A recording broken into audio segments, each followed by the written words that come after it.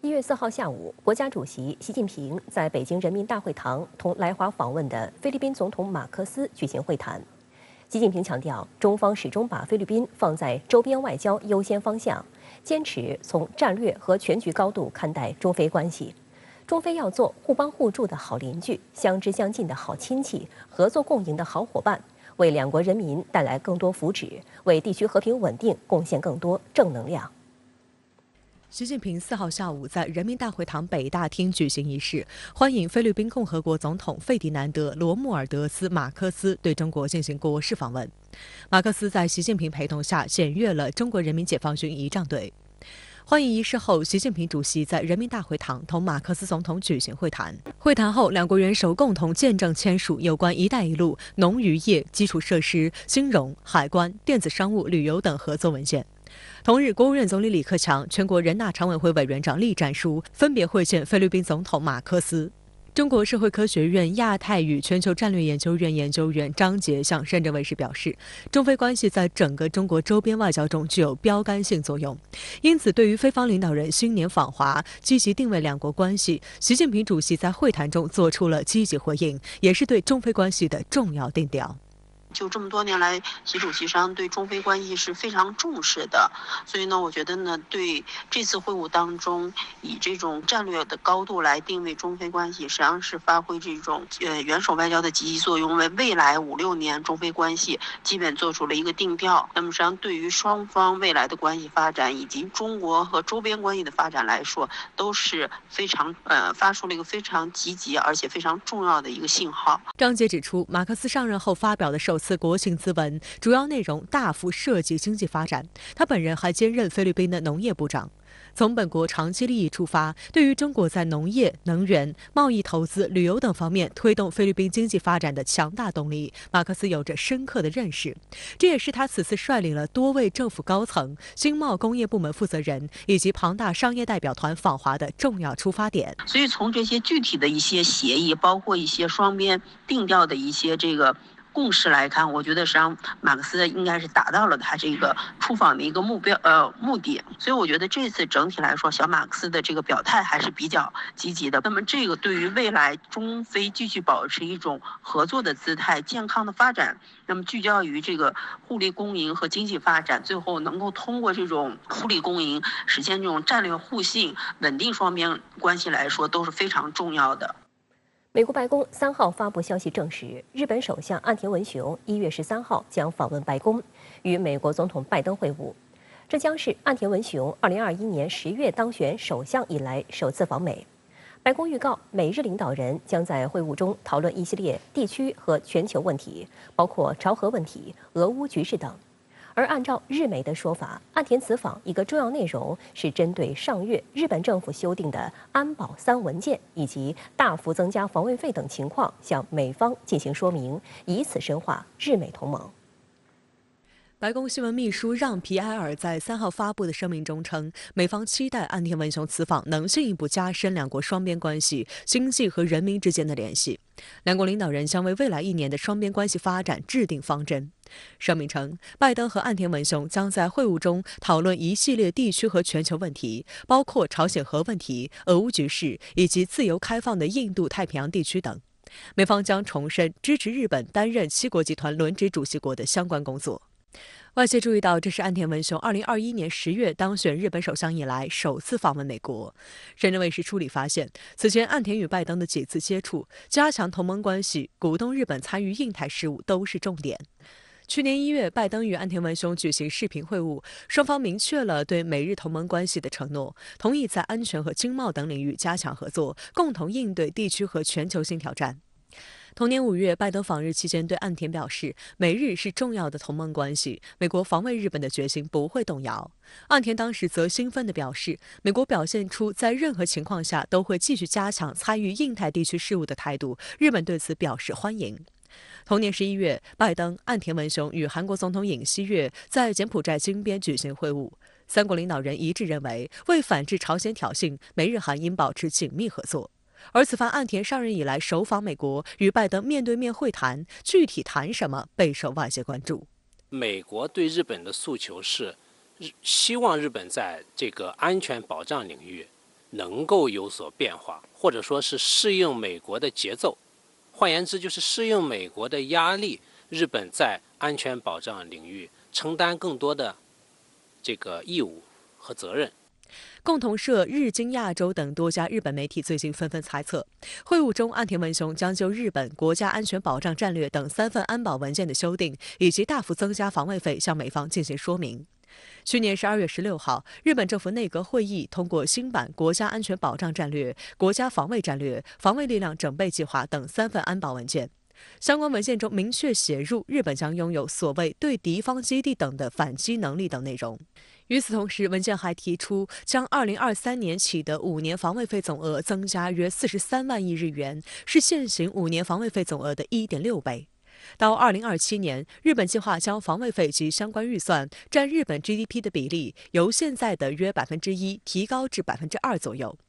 日本内阁在去年年底正式通过的2023财年政府预算草案，其中防卫预算大幅增至6.8万亿日元，是上一财年的1.26倍，增幅创第2次世界大战结束以来新高。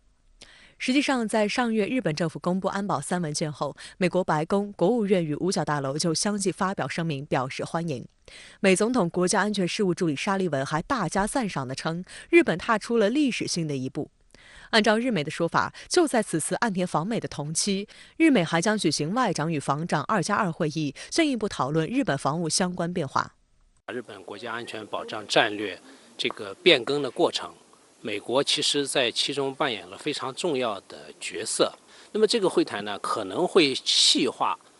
接下来日本在防卫领域的这个突破，包括防卫预算，日本和美国之间怎么去协调协作。或者说在购买这个美国的武器装备，或者说是在这个防卫战略部署的领域这个在比较细节的层面上，日本和美国应该会有一个磋商。外界注意到，近年来日本不断通过渲染周边地区紧张局势来增加军费预算，中国、朝鲜、俄罗斯都是其鼓噪所谓周边威胁的借口。在深化美日同盟的同时，也在用行动不断挑战日本和平宪法的边际。日本新版国家安全保障战略就宣称，该国应拥有反击能力，包括各类远程攻击性导弹，以及与美军共同使用的综合防空与导弹防御系统。这将是日本实际上放弃战后奉行的专守防卫原则。根据日本2023年度防务预算，较去年增加的1.4万亿日元，主要投向所谓反击能力建设，包括防区外打击能力、综合导弹防空能力、无人机作战能力等。具体来看，预算为采购美制战斧巡航导弹列出2113亿日元。此前，日本向美国提出采购500枚战斧巡航导弹。共同社透露，日本还将耗资1100亿日元向美国采购用于发射战斧导弹所需的电脑软件、人员训练和技术转移。据日本防卫省官员的估计，战斧导弹将在2026和2027年间部署在日本宙斯盾驱逐舰上。近日，日本海上自卫队最高长官酒井良在记者会上透露，将对本国宙斯盾舰进行改装，用以搭载战斧巡航导弹。值得注意的是，美国海军学会网站上周报道称，日本防卫省在2023财年预算申请中还透露了弹道导弹防御战舰的细节。按照计划，日本将建造2艘专用导弹防御战舰，取代被取消的陆上宙斯盾反导系统，提升日本导弹防御能力。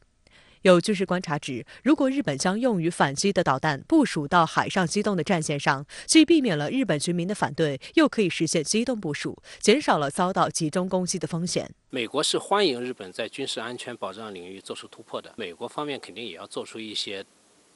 给日本的一些优惠。这个优惠是什么呢？就是说，在这个导弹防卫合作领域美日之间可能会有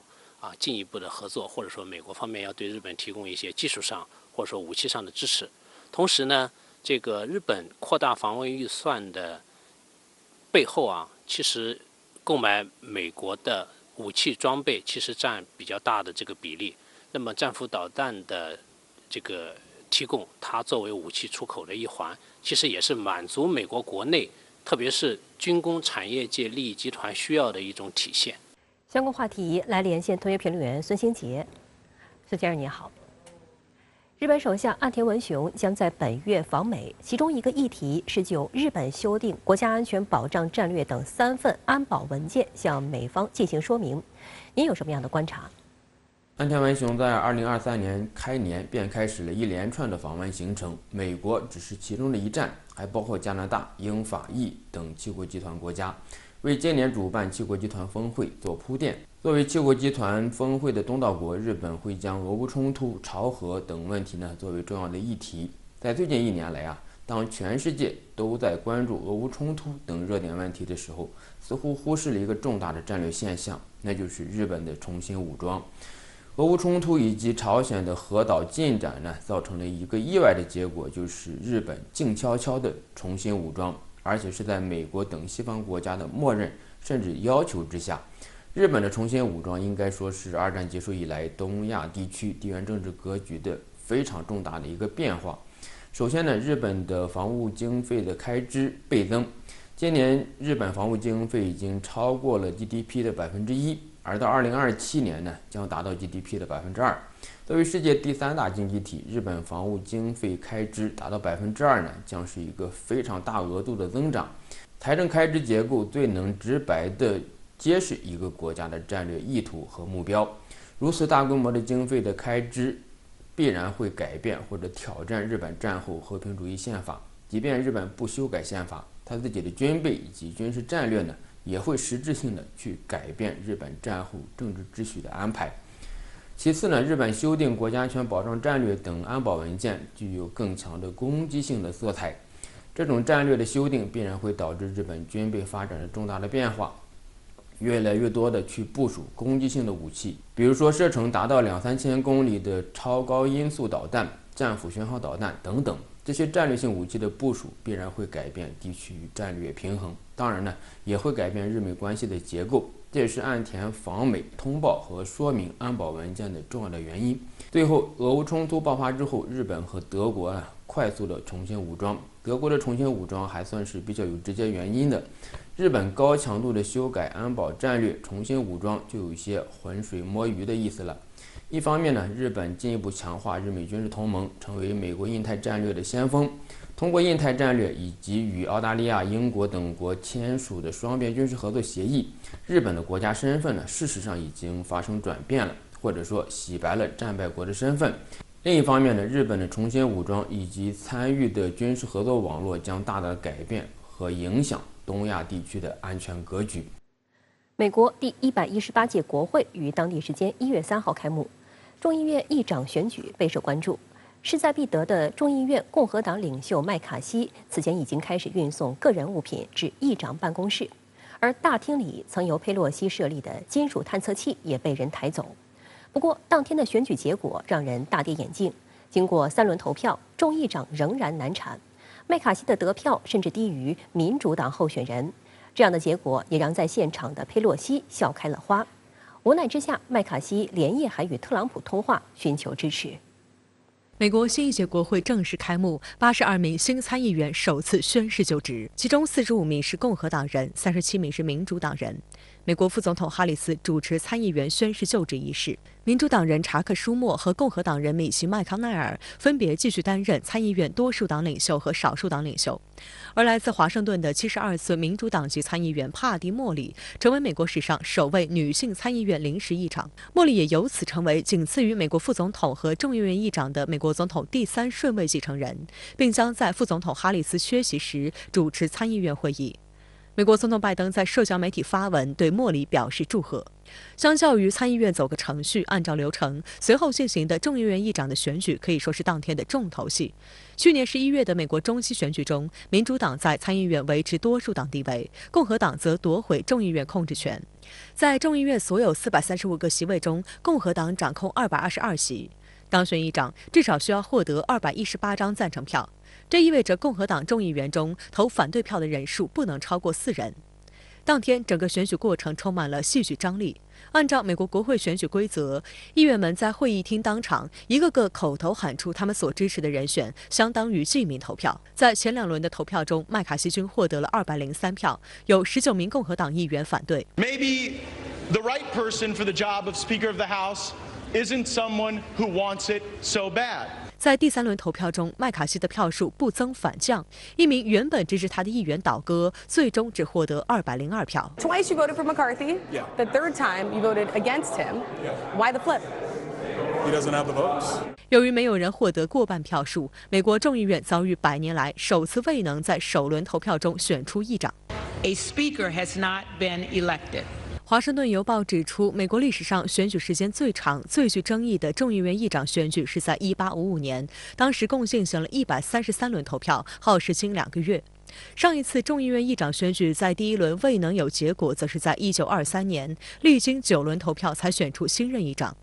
对于这一结果，麦卡锡的支持者呼吁共和党内要团结。This is the time to work together, to work as a unified body, and to be successful. 麦卡锡本人则明确表示会坚持下去，绝对不退出竞选。I will always fight to put the American people first, not a few individuals that want something for themselves. 事实上，共和党内部的巨大分歧早已浮出水面。此前，至少有9名共和党人明确表态反对麦卡锡担任议长，称他对保守派事业的投入不够。据英国广播公司报道，那些以鲍勃·古德和马特·盖茨为代表的反对麦卡锡竞选议长职位的人，都是支持特朗普的强硬派。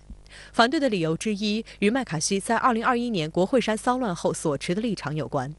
事件发生后，麦卡锡曾公开批评特朗普，并称特朗普应对此次事件负责。在过去的几周里，麦卡锡与反对他的共和党人进行了多次对话，试图获得他们的支持，但未有进展。据美国有线电视新闻网3号报道，麦卡锡当晚还与特朗普通话，寻求支持。CNN 还爆料称，特朗普虽然在电话中重申对麦卡锡的支持，但并未发布公开声明。据悉，尽管麦卡锡的盟友在幕后努力让特朗普公开表态，但遭到了拒绝。有分析指出，此次议长选举充分暴露了共和党内部对未来方向分歧严重。中期选举表现未符预期后，共和党应该由谁领导也没有共识。共和党呢，相对来说感觉意识形态上比较单一化，比较保守，对不对？但这一次中期选举过后，没有想到这个共和党内部出现了这么大的矛盾。外界注意到，在当天的选举中，共和党保守派领袖吉姆·乔丹获得20票，而民主党提名的候选人杰弗里斯虽然得票也未能过半，但3轮均获得了212名民主党人的所有选票。Is nominating for leader of this chamber a black man for the first time in our history. Sad day for democracy. It's a sad day for the American people. House Democrats are unified, ready, willing, and able to get to work on behalf of everyday Americans. But we don't have a willing partner in House Republicans. 白宫新闻秘书卡琳·让皮埃尔3号表示，随着众议院正在就议长之位进行投票，美国总统拜登不会插手议长选举。他还表示，拜登曾在参议院工作了34年，了解国会的规章制度，清楚这与总统无关。他会让这个过程继续下去，继续为美国人民工作。众议院将在当地时间1月4号中午进行下一轮投票，休会期给了共和党人讨论商议的机会，他们可能在4号前达成协议。有消息称，若僵局持续，或迫使共和党考虑另一名候选人作为多数党领袖，其中卡利斯和参与首日众议长选举的乔丹被视为可能人选。美国媒体指出，目前摆在麦卡锡面前的选择只有2个：说服党内的反对者，或者选择与民主党合作。不过，麦卡锡已经表明不会寻求民主党的支持，并将坚持到最后一刻。这也意味着美国国会僵局正在向着闹剧的方向进发。无论是谁成为共和党人，他手中的票都特别少，他为了当选众议院议长，都不得不给众议院内部的极右派做出很多的妥协。这就意味着他在这个位置上可能是属于随时都有这种不安全的感觉。那么极右派有可能随时都会通过各种手段去干扰这个立法的过程。对于麦卡锡而言，目前的局面虽不出意料，但绝对是一次个人和政治上的打击。现年57岁的麦卡锡多年来从未掩饰领导众议院的野心，今年是他距离议长席位最近的一次。据美国媒体报道，当地时间2号早上，工作人员已经将麦卡锡的办公物品搬进议长办公室。社交平台上曝光的画面显示，大厅里曾由佩洛西设立的金属探测器也被人抬走。美国媒体报道称，佩洛西卸任，没几个人会想念他。很多美国人都希望82岁的佩洛西在任期结束后能退出政治生活。外界注意到，在3号当天，麦卡锡等人为众议长意志争得头破血流之际，佩洛西却成为吃瓜群众。他在会场中与民主党人有说有笑，明显对这一结果相当满意。分析人士认为，美国国会这一乱象显示美国政治极化，两党对立加剧，党派内部出现派系激烈斗争，也再次暴露了美国政治体制功能失常。美国盖洛普公司去年底发布的民调结果显示，超70%美国人不认可国会工作表现。随着2024年美国大选日益临近，专家和媒体认为，分裂国会将引发更多政治纷争，同时对美国总统拜登执政形成掣肘。但是要记着，现在民主党也只控制参议院，而且只有2票之多，是51比49，而且参众两院又分别被共和党和民主党控制，因此现在民主党还不能高兴过早。拜登在接下来的2年还会在众议院遇到很多麻烦，毕竟众议院是控制美国的财权，那么拜登政府要花1分钱，要增加1分的税，都必须经过众议院。所以我觉得在接下来这2年，无论是谁当众议院的议长，美国国会的立法的过程会特别的复杂。相关话题来连线特约评论员陈斌。陈先生您好。美国众议院议长选举3轮投票均难产，麦卡锡还能当上议长吗？那您怎么看美国政治乱局呢？主持人好，第118届美国国会当地时间3日正式展开议期，但是呢，众议院选不出议长，所以呢，议员们也无法宣誓就职。共和党呢，在中期选举中以微弱多数成为多数党。按照以往的惯例啊，这个众议院共和党领袖麦卡锡呢，在新一届国会升任议长几乎是这个板上钉钉的。可是呀，他的同党却成了拦路虎，一些共和党极右翼保守议员坚决不给他投票，导致呢他当不了议长，打破了100年来的历史，也导致呀美国政治残废。众议院没有议长就无法运行，等同于政治残废。麦卡锡究竟能不能最终当上议长，现在呢还不好说，可以说呢是困难重重。不过呀，众议员们呢才进行了3轮的投票，比这更惨的情况呢在历史上也发生过。你比如说1855年，经历了133次投票表决才选出了议长；1859年的议长选举呢也举行了44次才得出结果。那么最近的一次僵局呢发生在1923年，9轮投票以后才选出了议长。按照美国的宪法呀，投票呢将继续进行，直到麦卡锡或者是其他的人赢得多数而成为议长。因此呢，也不排除共和党换人，派其他的人去竞选议长。我个人的估计是，麦卡锡当选议长的可能性呢仍然比较大。他谋这个职位呢很久了，好像不会太主动的放弃，那么呢就用多次投票来软磨硬泡。这个议长选不出，议员们呢就不能够宣誓就职，也无法组成各种的委员会来处理议案，包括政府临时预算案等等。弄不好呢，拜登政府的停摆也可能出现美国债务违约等极端的情况。而这次选不出议长呢，也意味着共和党内部的分裂已经到了影响美国正常的政治运行的程度。共和党自己呢把自己给撂翻了。共和党的分裂或者说是堕落，并不是从特朗普开始的，而是从50年前呢就开始了。到了上世纪90年代，共和党呢几乎成了喷子党，反对一切，反堕胎、反移民、反选举改革、反性别平等。那么到新冠疫情的时候呢，反戴口罩、反打疫苗，最后呢沦为袖带区域蓝领白人的代表，最近汇成于这个种族主义、这个维权主义、阴谋论等等。喷子呢一般都是很自以为是的，一般呢也是油盐不进，也就出现了2021年的国会山暴动，现在呢选不出议长等等现象。美国政治乱局从某种情况看呢是固步自封的必然结果，而这个病呢似乎又是难以自我医治的。那么您能不能评价一下麦卡锡怎么看待他对中国的态度？他倡导成立的众议院中国事务委员会将怎样运作呢？麦卡锡呢就是一个喷子，对中国的态度上呢恰好反映出他的喷子做派。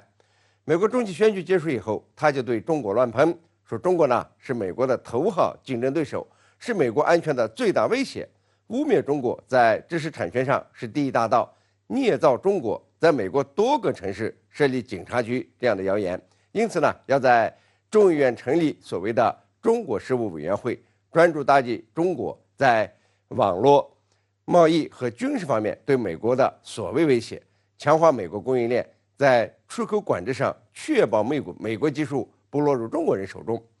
他还说呢，美国要是能够更容易地向台湾提供军事装备，以便呢抵御中国大陆可能发动的潜在攻击。曾经还扬言呢，要是他成了议长，可能会访问台湾。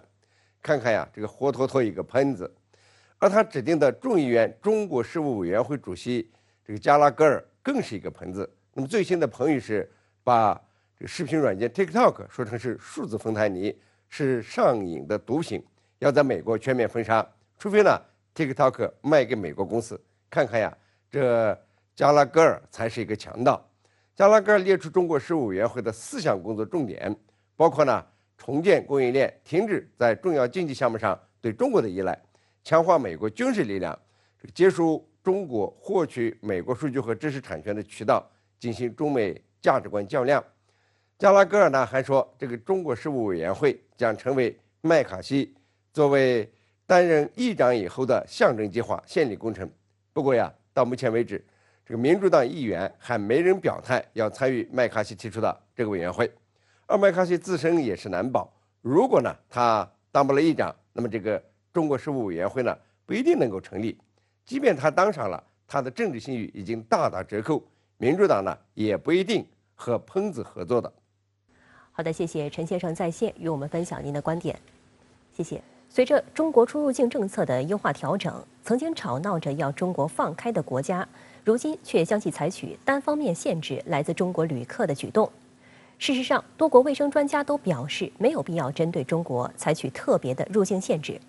中方则表明将对等反制出于政治目的实施入境限制的国家。话音刚落，美国随即跳脚，称中国没有理由对他们进行报复。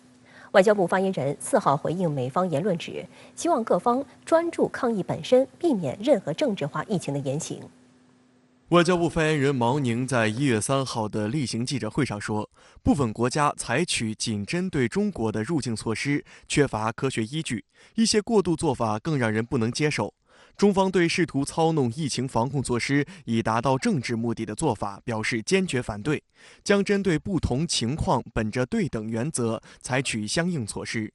其中，美国要求所有来自中国内地、香港及澳门的2岁或以上旅客乘飞机到美国前，需提交出发前2天内的新冠病毒检测无感染证明。相关限制措施将于1月5号生效。对于中方表态要进行对等反制，白宫方面跳脚了。There's no cause for retaliation here, just because countries around the world are taking prudent health measures to protect their citizens. That's what you're seeing from us and others. 美国国务院发言人还无端指责中国发布的疫情数据不够透明，中方应提供更多疫情信息。外交部发言人毛宁4号在回应深圳卫视记者提问时，驳斥了美方相关说法，并希望不要政治化疫情。毛宁表示，3年来，中方已同世卫组织开展技术交流60余次，新10条发布以来就已经举行了2次。中方还继续通过全球流感共享数据库分享新冠病毒感染病例的病毒基因数据。